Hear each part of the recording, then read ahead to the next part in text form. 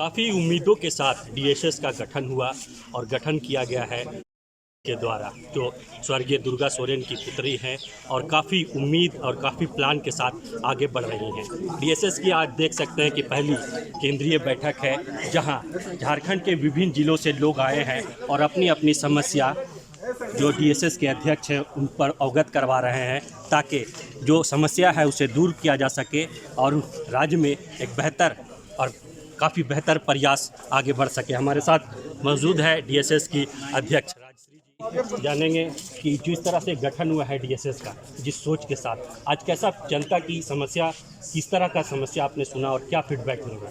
देखिए, हमने आज कमेटी मीटिंग रखी है और इन्होंने यहाँ पे सारे ज़िला के प्रभारी मौजूद है और वो सब वही हम डिस्कस करें यहाँ पे कि यहाँ राज्य की क्या क्या समस्याएं हैं, उनको कैसे टैकल किया जाए और हमने कितनी कितनी जगह पे डीएसएस का विस्तार किया है, वो सारी चीज़ें डिस्कस हो रही है। और इस डिस्कशन के दौरान बहुत सारी समस्याएं सामने आई है, जैसे महिलाओं की ट्रैफिकिंग का, जो स्पेशली आदिवासियों के लिए मैं बोल रही हूँ क्योंकि वो अनजान है थोड़े, दे आर लिटिल, जो करंट माहौल है उनसे बहुत अलग रहते हैं, उनको बात करना नहीं आता ढंग से, उनको एक कॉमन लैंग्वेज नहीं पता है, वो बस अपना रीजनल लैंग्वेज बोलते हैं, तो उनको बहुत तकलीफ़ होती है बाहरी दुनिया में आकर के। और ऐसे अनजान लोगों को बहुत ही इजी होता है बेवकूफ़ बनाना, तो उनके साथ बहुत ही ट्रैफिकिंग के इशू उन्हीं के साथ ज़्यादा देखने को मिलती है। और उनके साथ जब उन्हें बेचा जाता है दूसरे राज्यों में, तो उनके साथ बहुत शोषण भी होता है। और मैं खुद एक आदिवासी महिला हूँ और मैं उनके लिए एक आवाज़ उठाना चाहूँगी और ये सब को हटाने की कोशिश करूँगी। राजश्री जी, जैसे आपने बताया बहुत सारी समस्या आपके सामने आई, अब इन समस्याओं को लेकर के खासकर जो सेना का गठन आप लोगों का हुआ है वो किस तरह से आगे बढ़ेगी और जो वर्तमान में सरकार है उसके समक्ष किस तरह से बातें रखेगी ताकि इम्प्लीमेंट हो, क्योंकि काफ़ी परेशान है झारखंड वासी। ग्रीन वाला देखिए, जो मेरे कार्यकर्ता है वो बहुत ही मेहनती है, बहुत अच्छे से काम कर रहे हैं। जहाँ भी किसी को दिक्कत होती है कोई राज्य में, वो आगे उतर कर पुलिस कर्मियों से भी बात करते हैं, आंदोलन भी करने के लिए वो रेडी रहते हैं। तो आई एम वेरी हैप्पी कि I have such good people working for me.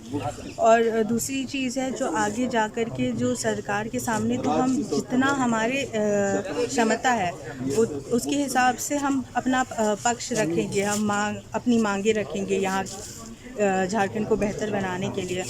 लेकिन at the end of the day जिनके पास पावर है वही कुछ कर सकते हैं, तो जितना पावर हमारे पास है हम उसके हिसाब से सब कुछ करने के लिए रेडी है।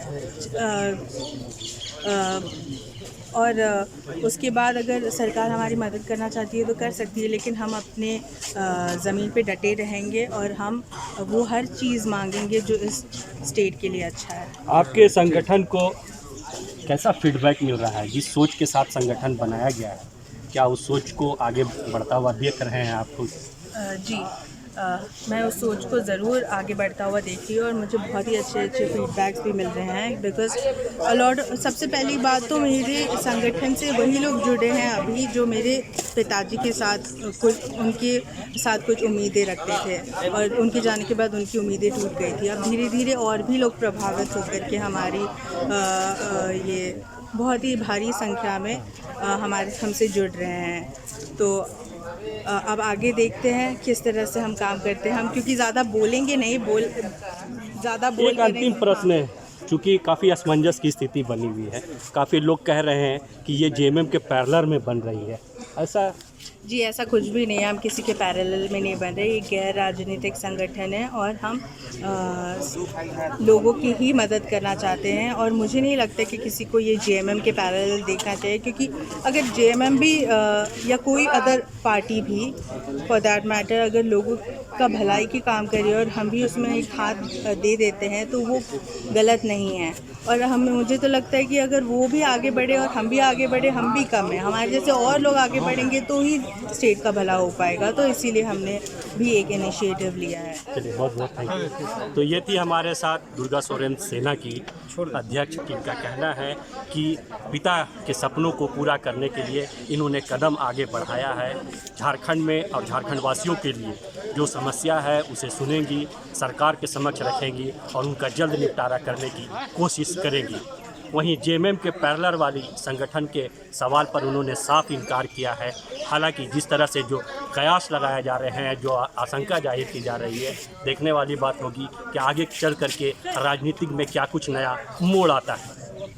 न्यूज़ बीन के लिए रांची से Rafi Salman. Giridih is a small place, and we have like very less facilities in terms of education and this kind of infrastructure.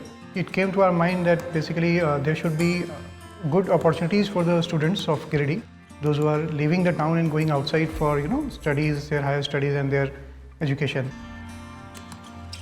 I wanted my son to start with the coding classes, so I researched it online. I got through all the reviews and everything.